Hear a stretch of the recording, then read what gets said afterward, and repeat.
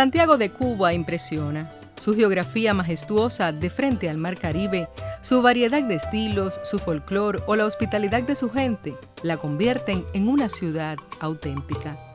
Volver a ella tras los rastros de lo ocurrido en el siglo XVI es mezclar los mitos con las leyendas con la realidad.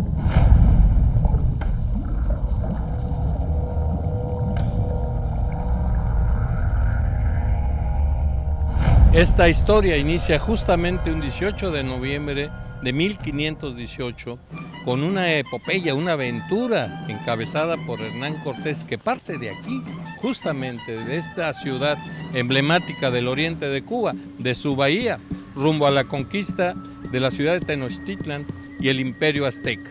Por eso y por más hemos venido justamente hasta este lugar. Es el mismo centro, el mismo corazón de Santiago de Cuba. A nuestras espaldas está la casa del adelantado Diego Velázquez, primer gobernador que tuvo esta isla. Y bueno, andaremos tras sus pasos. Sin duda, marcará la pauta de una epopeya, de una verdadera historia de aventura, donde más allá de los cuestionamientos históricos está, sobre todas las cosas, esa historia que une para siempre a Cuba y a México. Entonces la invitación es a que nos acompañen. La historia tendrá entonces a Hernán Cortés de Monroy y Pizarro Altamirano, natural de Medellín, España, como protagonista.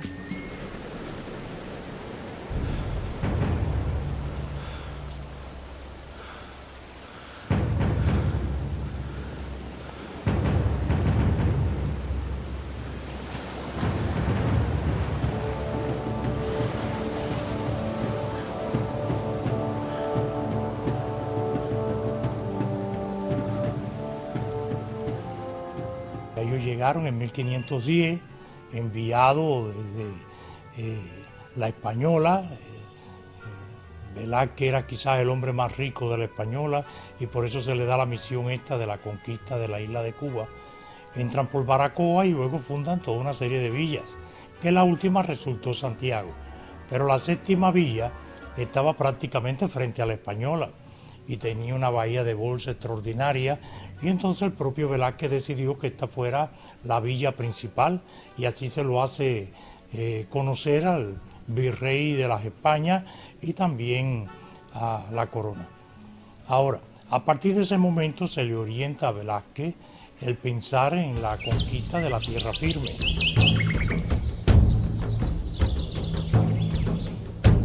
La historia de Cortés en Cuba había comenzado por la primera villa fundada por Diego Velázquez, aquí, Baracoa.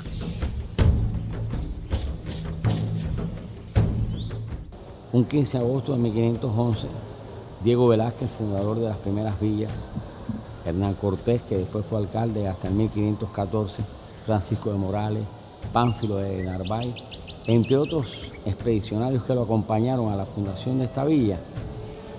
Fue realmente un momento significativo. Fue Hernán Cortés, esa figura que tiene tantos libros, que de él se ha hablado tanto. Vivió aquí, en esta iglesia se casó. O sea, hay dos matrimonios, los dos primeros matrimonios españoles fueron Diego Velázquez con la niña Isabel de Cuéllar y él con Catalina Juárez.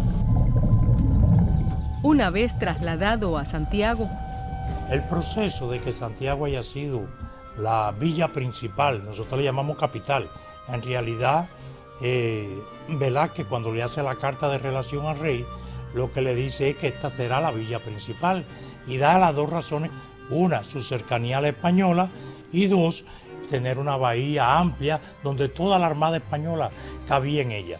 Esos son los argumentos que se dan. Pero entonces Diego Velázquez decide asentarse a él y ya con eso pues le daba una condición especial. O sea, el gobernador de la isla, el adelantado, estaba en Santiago, ¿no? Y desde aquí se empiezan a pedir cosas especiales, que es lo que le da la categoría. En primer lugar, se pide que el obispado de Cuba, que había sido pensado para Baracoa, porque él cuando entra a Cuba, el primer lugar de asentamiento es Baracoa, eso que se había pedido para Baracoa se traslade para Santiago de Cuba. Cortés es el primer alcalde de la ciudad de Santiago de Cuba y eso lo avalan varios documentos. El primero de ellos data en 1616 y es que eso se descubre en 1525 cuando se buscan las escrituras y se reconoce que realmente es el alcalde en el año 1516. Hay otro documento también del 17 que lo prueba y otro del 19 donde Cortés se dice que él es alcalde de la ciudad de Santiago de Cuba. Incluso cuando sucede la expedición de Grijalva, que Velázquez no queda contento con ello, le plantea en ese texto de que él había hablado con el alcalde de Santiago de Cuba, Hernando Cortés. Esta casa, que está considerada la más antigua de Cuba y que fue vivienda del primer gobernador español en la isla, Diego Velázquez de Cuéllar, es sin lugar a dudas el lugar donde se debió decidir la partida de Cortés y ultimar los detalles de esa partida. A Velázquez lo han estado envenenando y diciéndole que él no sabe en manos de quién ha puesto esta expedición, y prácticamente a última hora Cortés, por lo que yo he podido estudiar, decide hacerlo por su cuenta y prácticamente aborda la embarcación en el puerto, la habilita y habla con algunos amigos personales marineros, etcétera, y prácticamente parte sin la anuencia de Velázquez. Partió entonces Cortés de Santiago, pero sus provisiones no le permitieron alejarse de Cuba. Trinidad es la ciudad cubana que guarda con mayor fidelidad la impronta de su pasado colonial. Caminar por las calles y plazas de su centro histórico puede resultar un viaje en el tiempo. Definitivamente ha cambiado mucho la Trinidad que Hernán Cortés visitó en aquel lejano siglo XVI a la que encontramos hoy, cuando lógicamente mantiene la condición de patrimonio cultural de la humanidad. Pero a pesar de esos cambios, Trinidad sigue conservando lo más importante, sus tradiciones, su misticismo y esa idiosincrasia que ha dado lugar a esta mezcla de las culturas de España, Cuba y México. Esta fue una de las primeras villas fundadas por el adelantado Diego Velázquez y hoy es una de las más atractivas ciudades de Cuba. Desde ella seguiremos contando nuestra historia. Hernán Cortés, cuando viene a Trinidad, todo indica que fue bien recibido, que era un hombre que tenía sus deudos, como se llamaba en la documentación de la época, gente que de algún modo tenían relación con él o le debían favores, lo acataban como líder. Es lo que la historiografía actual dice la clientela política de un jefe, ¿no? Es un hombre que tiene fuerza política, fuerza militar, carisma para atraer las personas que están aquí, y los conquistadores de mayor rango, de fuerza en esa época, se van con él. Se dan cuenta que esa empresa es una empresa de mayor alcance que seguir colonizando tierras en Cuba. Todos los bastimentos se lo llevaron. El casabe, la carne salada, los cultivos, parte del ganado. Caballos había poco, lo que había se lo llevaron también. Uno de los conquistadores relacionados que se va con Cortés era Diego de Ordaz. Diego de Ordaz tenía indios de repartimiento, tenía tierras, tenía productos, tenía animales, y se va. Se va también un músico, el primer músico que se relaciona en Cuba en esa época, el músico de apellido Ortiz. Finalmente, el 10 de febrero de 1519, la flota abandonó las costas de Cuba. Consistía aquella armada en 11 naves, con 518 infantes, 16 jinetes, 13 arcabuceros, 32 ballesteros, 110 marineros y unos 200 indios y negros como auxiliares de tropa. Llevaban 32 caballos, 10 cañones de bronce y 4 falconetes. El primer contacto con las civilizaciones mesoamericanas lo tuvo en la isla de Cozumel. En este lugar va a encontrar un náufrago español que tenía más de 9 años de vivir en este punto, que era precisamente Jerónimo de Aguilar. Y de ahí él continúa la expedición, ingresa al Golfo de México hasta desembarcar en Centla, donde hay una gran batalla ahí contra el cacique de Tabasco, al cual logra vencer, y le regala precisamente a este cacique 20 mujeres, en las cuales lleva una en especial que se le unió, se le alió, y con él pudo traducir precisamente del náhuatl al español y entender muchas cosas. Fue Malitzin o Malinali Telepal, a la cual es bautizada posteriormente como Doña Marina. De ahí Hernán Cortés va con ella y llega precisamente hasta lo que hoy es Veracruz, desembarcando ese Viernes Santo de la Crucifixión, 22 de abril de 1519. Ahí no pararía el asunto. Después de fundada la Villarrica, meses más tarde, deciden irse a un segundo asentamiento en ese lugar donde ya se había efectuado antes la unión con el cacique gordo de Tlaxcala. Cortés decide partir posteriormente hacia la conquista de Tenochtitlan.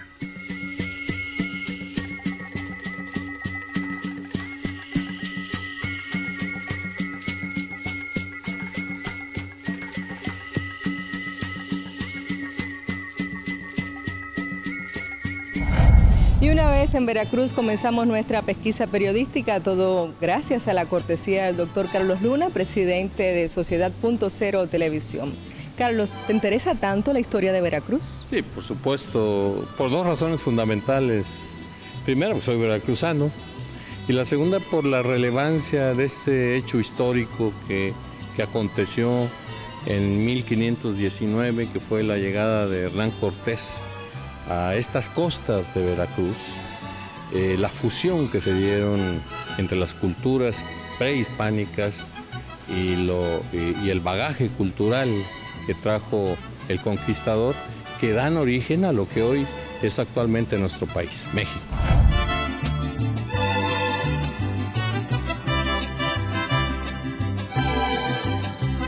Cortés comienza a convencer a sus más aliados a quedarse con lo que hay aquí. Eso es tierra firme, venían de islas, hay muchas riquezas, etcétera, etcétera. Y finalmente un día sucede algo que marca la diferencia en la historia. Se hace la fundación de un cabildo al cual le van a poner el nombre de la Villarrica de la Veracruz. Cortés no estaba presente físicamente ahí, pero sí en esencia. Don Alonso Hernández de Portocarrero y don Francisco de Montejo, que venían de Cuba, son los primeros alcaldes de Veracruz. Se hace el maestro de entradas, de salida, tesorero, alguacil real y regidores. Y en ese momento, ya constituido y haber jurado la existencia de ese cabildo de la Villarrica de la Veracruz, mandan a traer a Hernán Cortés. Le dicen que quién es él, ya le dice que él es únicamente el capitán de la expedición. Y bueno, le dicen que ya ellos como cabildo, como autoridad real, como las que hay en España, le dan un nuevo título, el de capitán general y justicia mayor. Cortés notó entonces que el imperio azteca tenía enemigos y que esto facilitaba sus planes de lograr su conquista. Pero para ello tenía que imponer también su voluntad y su mando sobre la facción del gobernador Diego Velázquez, que sostenía que Cortés no tenía autorización para poblar, sino solo para rescatar y descubrir, y que deberían volver a Cuba terminada la expedición. Cortés necesitaba vencer. ¿A quién? Pues bueno, a todos los pueblos que se iban a encontrar aquí, y finalmente los venció. Logró prácticamente imponerse o lograr un sincretismo. Estableció una alianza militar con la cultura totonaca, con capital en Zempoala, y en un tiempo reunió un ejército de 13,000 guerreros totonacas, 400 soldados españoles con armas de fuego y 15 caballos.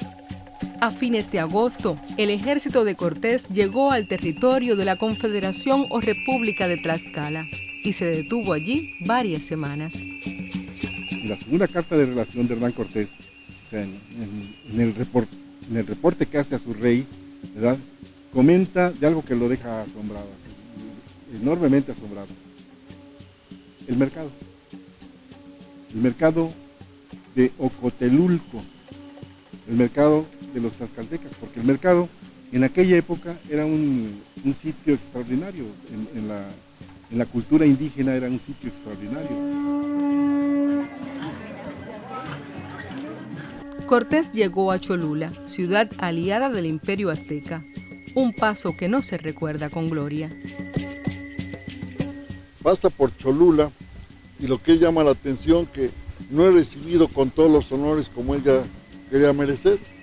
Cortés fue asusado por sus hombres y posiblemente por la propia de la Marina que habían investigado que iba a ser traicionado en Cholula.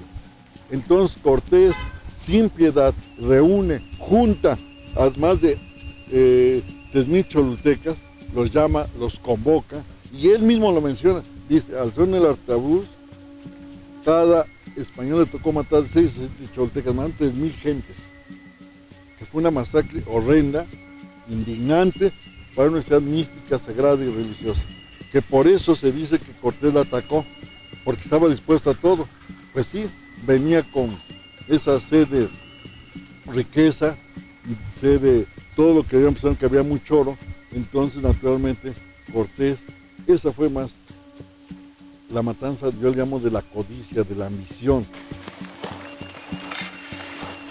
Los conquistadores habían recorrido una difícil ruta hacia el Valle de México, cruzando por entre 2 volcanes, hasta un paraje boscoso y de espléndida belleza que todavía lleva el nombre de Paso de Cortés.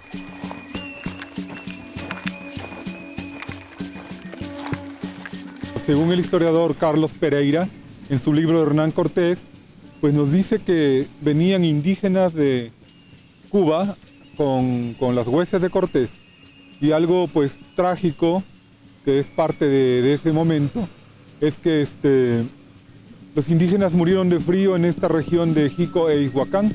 Yo pienso que pues el cambio climático de Cuba a las costas de Veracruz pues era parecido, pero de las costas a las altas montañas el clima cambió terriblemente, porque los cronistas nos hablan que en Jicochimalco estuvieron cerca de los hielos perpetuos, o sea, de las montañas donde ya había partes congeladas a los más de 3.500 metros de altura.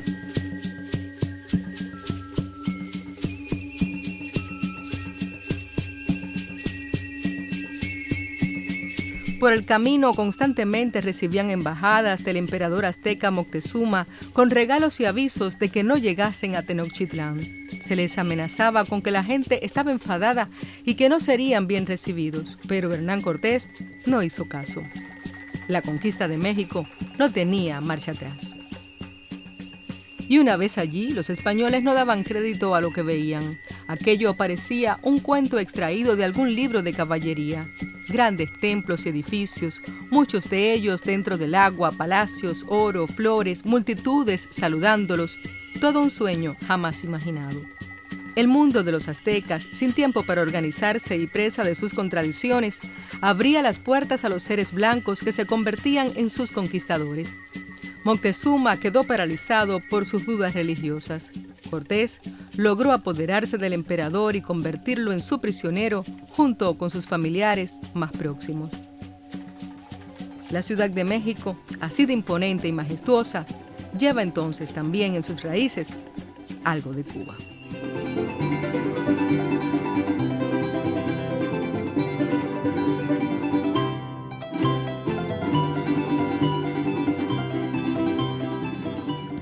Hemos recorrido la parte mexicana en estos últimos días de la ruta de Cortés. Estamos hoy aquí en el corazón de lo que fue la antigua Tenochtitlan, la capital del imperio azteca, hasta donde llegó Hernán Cortés en esta tremenda ruta que se inició en Santiago de Cuba, pasando por Trinidad, lo que fue la Veracruz, Zempoala y tantos lugares que hemos recorrido durante estas fascinantes jornadas. ¿Qué te ha parecido? Tú mismo lo has dicho, Carlos, ha sido fascinante, y es que es una historia fascinante. Por una parte, el patrimonio, la riqueza, la sabiduría de los antiguos mexicanos, y por otra, pues la audacia y la avaricia de los conquistadores españoles. Pero más que todo me ha impactado la manera en que, sin resentimientos y a unos casi 500 años, pues ustedes preservan esta rica historia. Sí, sin duda, para los mexicanos, más allá de los resentimientos, nos queda el orgullo de esta fusión de dos culturas que han sido importantes a lo largo de la historia. Yo creo que hay que recuperar y rescatar ese valor intrínseco que da pie a la nación que hoy es México, al orgullo que sentimos de ser mexicanos y de nuestra historia. Y es algo lindo también porque nos apasiona la unidad entre los pueblos, entre las naciones, entre las culturas. Y de este modo, a través de este trabajo que durante muchos días arduamente hemos tenido el placer de compartir, pues nos hemos visto juntos, España, Cuba, México. Así es que gracias a ustedes, a los mexicanos, por hacernos sentir latente toda esta riqueza arquitectónica, patrimonial, mexicana, cubana, española, todos juntos. Gracias de verdad, en nombre de nuestras raíces, que son raíces que nos unen. A partir de hace 500 años que se da este encuentro entre las culturas, pues nos da la oportunidad a los mexicanos, a los cubanos y por supuesto a los españoles de estar seguros de que nuestras raíces están muy firmes en México, en Cuba y precisamente en España. Bueno, pues gracias una vez más, ha sido un placer. Hasta pronto.